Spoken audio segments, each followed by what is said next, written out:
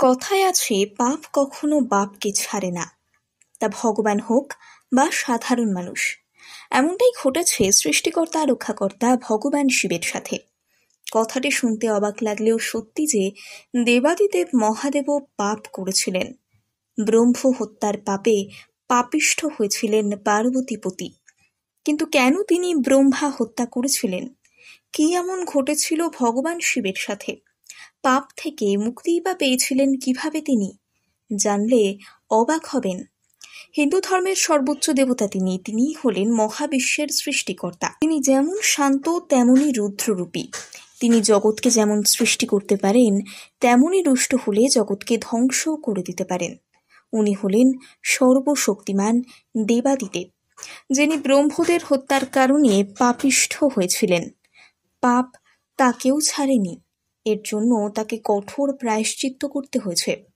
পুরাণ অনুসারে জানা যায়, পঞ্চম মস্তকের অধিকারী হলেন ব্রহ্মদেব, যার 4টি মাথা 4টি বেদের প্রতিনিধিত্ব করে। এই 4টি মাথার ওপর রয়েছে পঞ্চম মাথা। এই 5 নম্বর মাথাটি ছিল 4টি মাথার বিপরীত, যা নিন্দুক মাথা হিসেবে পরিচিত। ব্রহ্মাদেবের এই পঞ্চমস্তক সর্বক্ষণ অসম্মানজনক, অপমানজনক নিন্দা বাক্য উপস্থাপন করে। তেমনি হঠাৎ একদিন ব্রহ্মাদেবের এই পঞ্চম মাথা বিনা দোষে বিনা কারণে দেবাদিদেব মহাদেবকে নিন্দা করতে শুরু করে। মহাদেবকে যার পর নাই অসম্মান করে, নানান ধরনের কটু কথা বলে, যা শুনে অত্যন্ত রেগে যান দেবাদিদেব। ধারণ করেন প্রলয়ঙ্করী রূপ। নিজের এই অসম্মান অপমান সহ্য করতে না পেরে ক্ষুব্ধ হয়ে ব্রহ্মদেবের পঞ্চম মাথা শিরচ্ছেদ করেন ভগবান শিব। আর সেই ব্রহ্মা হত্যার পাপ লাগে দেবাদিদেবের। হস্তে আটকে যায় ব্রহ্মার পঞ্চম মাথার করটি। কিছুতেই হাত থেকে ছাড়াতে পারে না সেই করটি। তার জন্য করতে হয় কঠিন প্রায়শ্চিত্ত। ব্রহ্ম হত্যার পঞ্চম মস্তকের করটি খুলতে না পেরে শ্রীহরি বিষ্ণুর শরণাপন্ন হন ভগবান শিব। কিভাবে ব্রহ্ম হত্যার পাপ থেকে মুক্তি পাওয়া যায় তার পরামর্শ নেন, বিষ্ণু উপদেশ দেন। উপদেশ অনুযায়ী ভগবান শিব বারাণসীতে উপস্থিত হন। ভগবান বিষ্ণুর উপদেশ অনুসারে সেখানে গিয়ে পবিত্র নদীতে স্নান করে কঠোর তপস্যায় বসেন ভগবান। প্রসন্ন করেন বিষ্ণুকে। দীর্ঘ তপস্যার পর বিষ্ণুর কৃপায় মহাদেবের হাত থেকে ব্রহ্মার হত্যার করটি খসে পড়ে এবং ব্রহ্ম হত্যার পাপ থেকে মুক্তি ঘটে দেবাদিদেব মহাদেবের। কথায় আছে, পাপ কখনো বাপকে ছাড়ে না, তা ভগবান হোক বা সাধারণ মানুষ। এমনটাই ঘটেছে সৃষ্টিকর্তা রক্ষাকর্তা ভগবান শিবের সাথে। কথাটি শুনতে অবাক লাগলেও সত্যি যে দেবাদিদেব মহাদেবও পাপ করেছিলেন।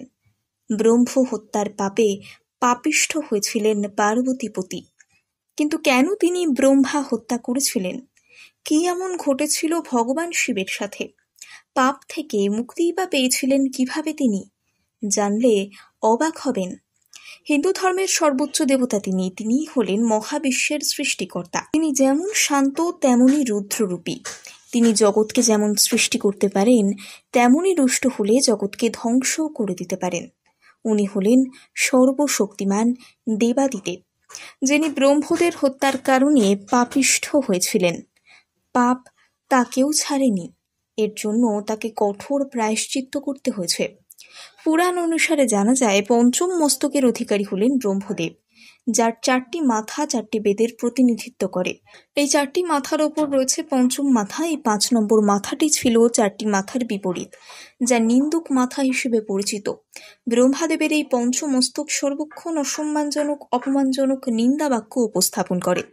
তেমনি হঠাৎ একদিন ব্রহ্মাদেবের এই পঞ্চম মাথা বিনা দোষে বিনা কারণে দেবাদিদেব মহাদেবকে নিন্দা করতে শুরু করে।